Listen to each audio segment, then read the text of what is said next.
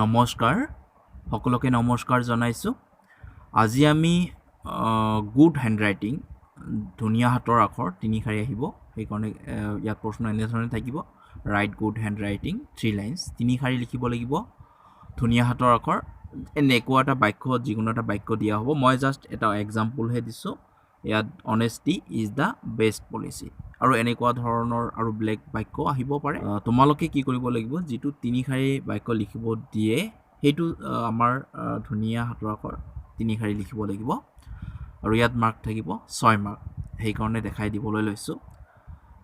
এটা কথা মন কৰিবা, যিহেতু আমাৰ ইংৰাজী যি 4 শাৰীৰ যি ৰুলিং পেজ, সেইটো পেজ দিয়া নহয় এক্সট্ৰাকৈ।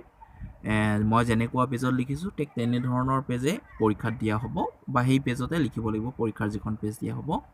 যেহেতু 4 শাৰী ৰুলিং পেজ দিয়া নহয়, মই যেনেকৈ লিখাইছোঁ ঠিক তেনেধৰণে লিখিবলৈ চেষ্টা কৰিবা, যত্ন কৰিবা। আৰু যদি তোমালোকে যেনেধৰণে লিখা তোমালোকৰ হাতৰ আখৰ ঠিক তোমালোকৰ হাতৰ আখৰ ধুনীয়াকৈ লিখিবা মুঠৰ ওপৰত।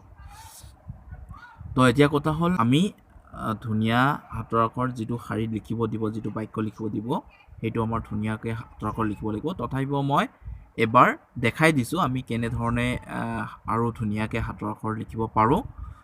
তো এবাৰ তোমালোকে চাব বা চাই ল'ব আৰু বেলেগ চেণ্টেঞ্চ তোমালোকে লিখাৰ ঘৰত অভ্যাস কৰিবা। ঠিক আছে, এতিয়া আমি আৰম্ভ কৰিবলৈ লৈছোঁ। চাওকচোন।